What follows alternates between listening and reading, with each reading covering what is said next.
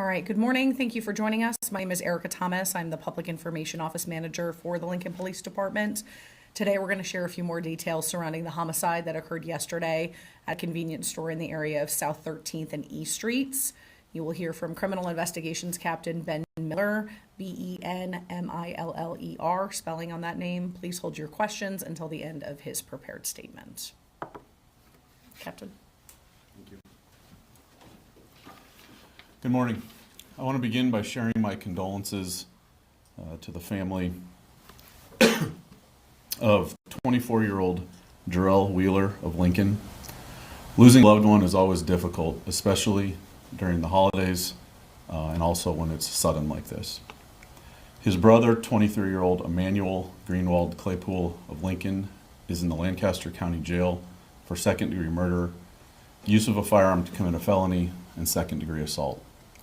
This all unfolded just after 11 a.m. on Thursday at the Casey's General Store, 13th and E Street, when officers responded to the report of multiple gunshot victims within the store.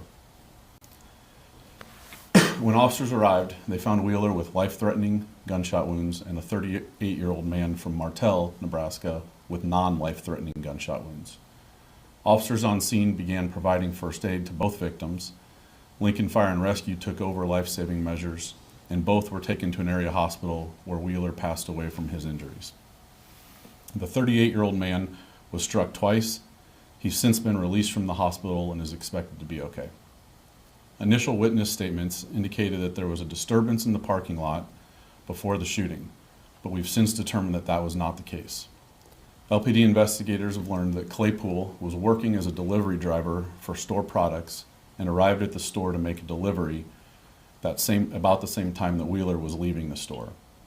Based on store surveillance, video, and witness statements, we've determined that Wheeler came back inside, left, and then came back again, this time running towards Claypool with his arm raised.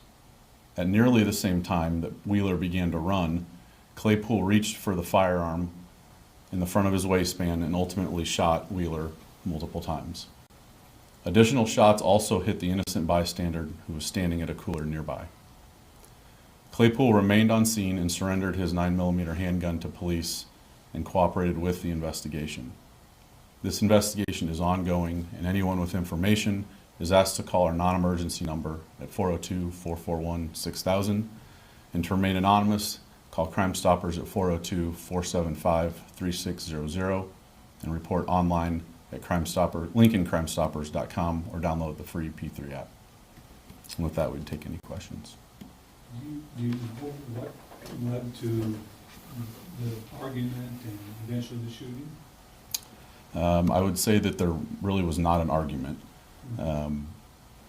These two are brothers, and there's obviously a history between them, and so that was some of what we worked through yesterday, was trying to determine that, because there was information initially that there was a disturbance outside and that kind of thing, and so we just had to work through those details. But as far as in the store, there was really no argument. Are you able to share any more of that history? Do you know why they were kind of at odds with each other? I mean, we certainly have some details of that, but we're still interviewing family members and that kind of thing, so some of that the picture will be a little bit clearer as we continue with those interviews. Can we get the spelling of Wheeler's first name? Yes. His first name is Jarrell, Jarrell, and Wheeler is Wheeler. Aside from the other shooting victim, was there anybody else in the store at the time? Yes, there were several people within the store.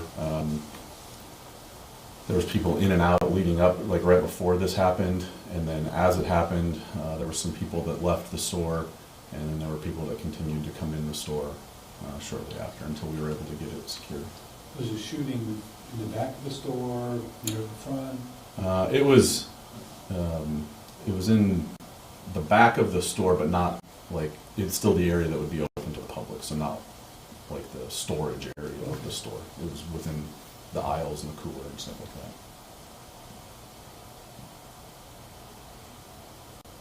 Any other questions?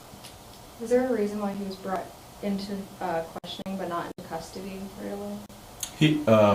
He was taken into custody at the scene, and then brought to the station to be interviewed. And that took place over a period of time, and then ultimately he was taken to the jail. At the scene, we were told that he wasn't in custody at all. And sometimes that's just how people use different words, but he was initially placed in handcuffs, and we do that just to make sure that the scene is safe and that kind of thing. It didn't necessarily mean that he was under arrest for anything just yet, because we hadn't gotten those details. And so then as we sorted through those details, that changed. So was Claypool making a delivery for Casey's? Is that his employer? Or He's not employed by Casey's, he's employed by another company that provides food products to Casey's. Yes. Did he like plan this out, or was it just kind of he saw his brother and went for it? Certainly that's something we will continue to look at. If there was any advanced planning, I think it's pretty early to make that determination. So I don't really have an answer for you on that one just yet.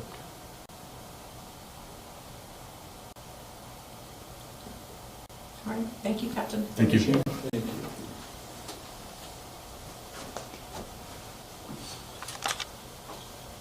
Please let us know when that stream's over.